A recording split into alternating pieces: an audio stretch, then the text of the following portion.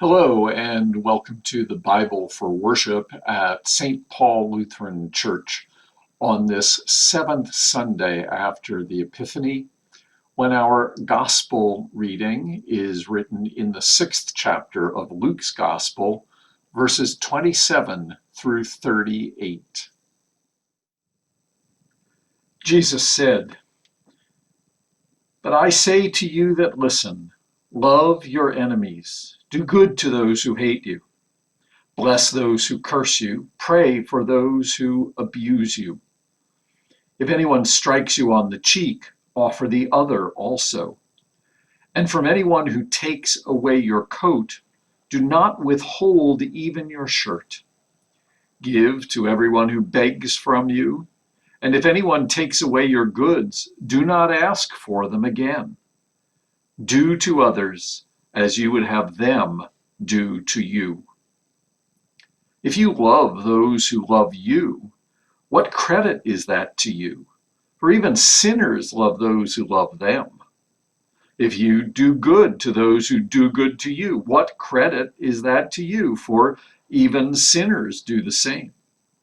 If you lend to those from whom you hope to receive, what credit is that to you? Even sinners lend to sinners to receive as much again. But love your enemies, do good and lend, expecting nothing in return. Your reward will be great, and you will be children of the Most High, who is kind to the ungrateful and the wicked. Be merciful, just as your Father is merciful. Do not judge, and you will not be judged. Do not condemn, and you will not be condemned. Forgive, and you will be forgiven. Give, and it will be given to you. A good measure, pressed down, shaken together, running over, will be put into your lap. For the measure you give will be the measure you get back." The Gospel of the Lord. Thanks be to God. This is the second major section in what is known in Luke's Gospel as the Sermon on the Plain. Jesus has come down from praying all night on a mountain and selected his disciples, and now in this programmatic speech, setting the stage for all that will follow in Luke's gospel story of Jesus.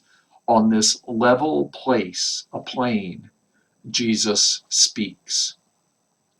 This second section especially is highly stylized in its language. You hear the parallels and the contrasts that are present in this part of the speech. The contrasts perhaps are most obvious, contrasts between what one might call typical behavior and what Jesus in this gospel would identify as faithful behavior, what Jesus counsels the disciples to do. There's another contrast that comes up between sinners and what they do, and again, what those who hear and follow Jesus are expected to do. Those contrasts are strong, but equally strong is the parallel that we see near the end of this verse. Because Jesus says that when you do these things that are atypical, that are expected of followers of Jesus, then you will be children of the Most High.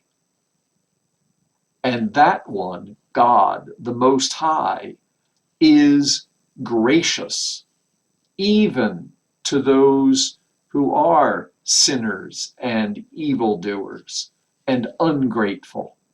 And the parallel is that if you are children of the Most High, then just as God is gracious to them, so you also be gracious to them.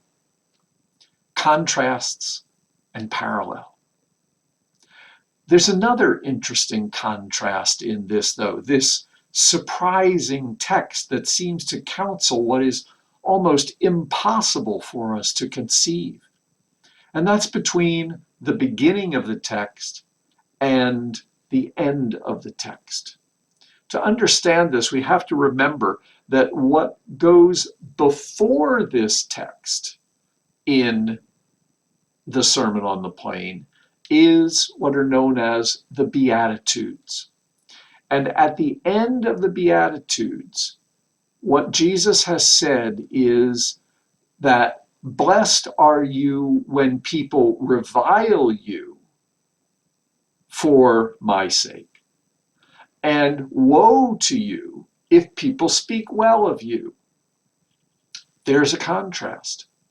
Then comes this passage about do all these amazingly good things, giving to those without any expectation of repayment, turning the other cheek, loving your enemies, praying for those who, the word in the translation is abuse. It really means exploit you or mistreat you.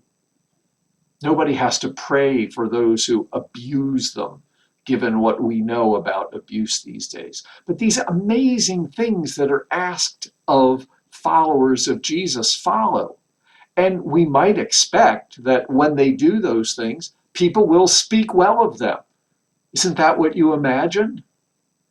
But no, actually, those who hate and those who mistreat or exploit and those who borrow without repaying, that's called theft, they aren't going to be impressed by that behavior. They will continue to revile the person who treats them so well as a sucker, as a rube, as too easy a mark.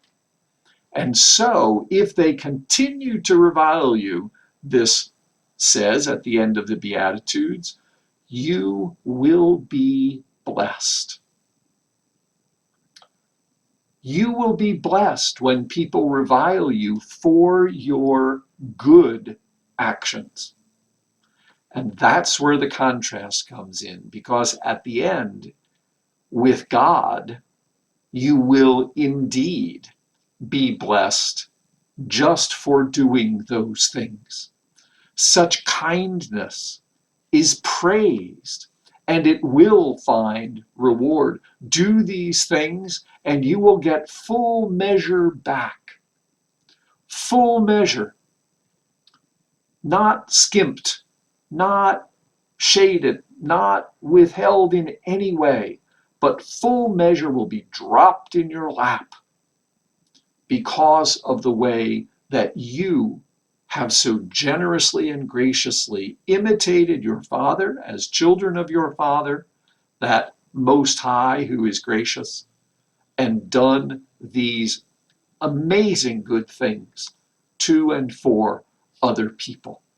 This final verse about the measure you give will be the measure that you get back is not a threat about bad behavior that you might indulge in. It is rather at the end of this part of the Sermon on the Plain, the strongest possible promise.